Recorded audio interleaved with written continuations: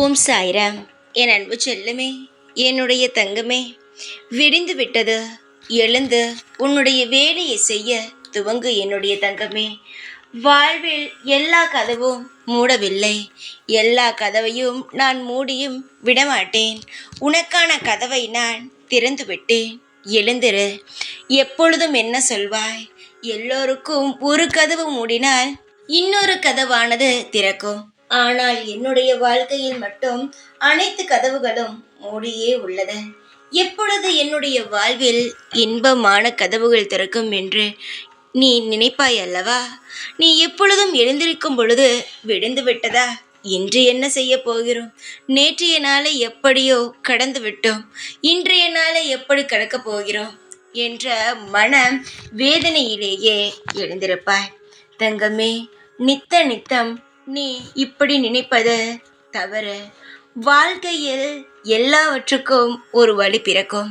நிச்சயமாகவே நான் உன் வாழ்வில் இப்பொழுது சொல்கிறேன், அனைத்து கதவையும் நான் மூடவில்லை, திறந்துதான் வைத்திருக்கிறேன்.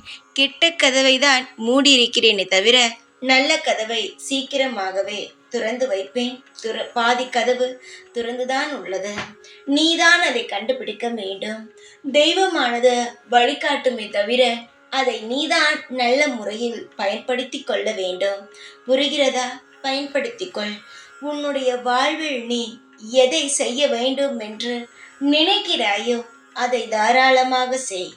இப்பொழுது நேரம் சரியில்லை, அப்பொழுது நேரம் சரியில்லை என்று காலத்தை கடத்தி கொண்டே இருக்காதே. சிலர் சொல்வார்கள், இப்பொழுது எந்த காரியத்தையும் நீ செய்யாதே என்று. ஆனால் நானும் அப்படி சொல்லவே மாட்டேன். ஏனென்றால் இப்பொழுது நீ செய்தால்தான் எதிர்காலத்தில் அதற்கான நற்பலன்களை நீ அனுபவிக்க முடியும். எதிர்காலம்தான் உனக்கு நல்லபடியாக இருக்கிறதே என்று இப்பொழுது நீ அமைதியாக இருந்தால் இப்பொழுது நீ எப்பொழுது எதிர்காலத்திற்கான முயற்சிகளை எடுப்பாய்? நல்ல நேரம் ஆரம்பிக்கும் பொழுதா? தங்கமே, எதுவாக இருந்தாலும் இன்றே தொடங்கு. அது நல்லதாகவே முடியும். சில சமயம் நம் வாழ்வில் கஷ்டங்களை சுமப்போம், மனபாரங்களை சுமப்போம். ஆனால் இந்த கஷ்டங்களும் பாரங்களும் நிச்சயமாகவே ஒரு நாள் நம் வாழ்வில் மிகப்பெரிய பாடமாக இருக்கும். உனக்கு ஒன்று சொல்லவா? நீ இதற்கு முன்பு அதிகமான கஷ்டத்தை அனுபவித்துள்ளாய். ஆனால் அதை நினைத்தால் இப்பொழுது உனக்கு வியப்பாக இருக்கும். இவ்வளவெல்லாம் தாண்டி வந்து விட்டோமா என்று. அதே போலத்தான் இப்பொழுது நீ கஷ்டப்படுவது எல்லாம் எதிர்காலத்திற்கு நன்மைக்காகவே என்று நினைத்துக்கொள்.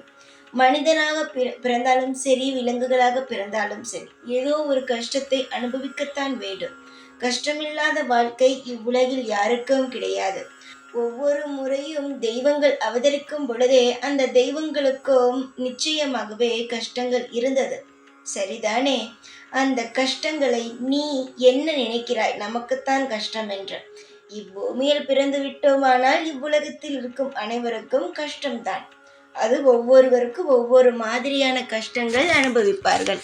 வாழ்க்கையில் எப்பொழுதும் கஷ்டம் கஷ்டம் என்று சொல்லி தேவையில்லாமல் எதையும் போட்டு குழப்பிக் கொள்ள வேண்டாம். அமைதியாக இருந்து பார். உன் வாழ்வில் அனைத்துமே நல்லதாகவே தான் நடக்கும். உன் எதிர்காலம் என்பது மிக மிக சுவாரஸ்யமானது. நீ இப்பொழுது நினைக்கும் அளவுக்கு உன் எதிர்காலம் ஒன்றும் பயங்கரமாக இல்லை, இன்பமாக இருக்கிறது.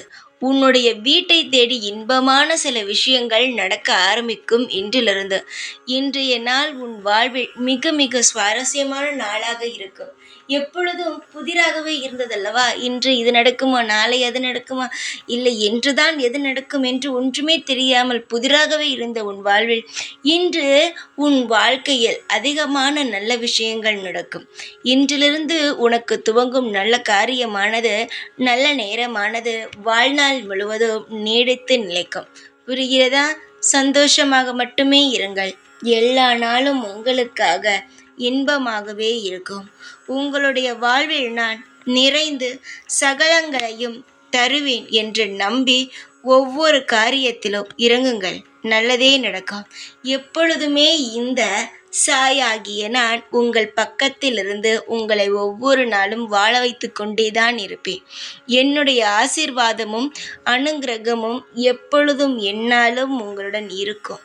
சந்தோஷமாக இரு. எப்பொழுதும் உன் கூடவே இருப்பேன். இந்த சாய்நான். ஓம் சாய்ராம்.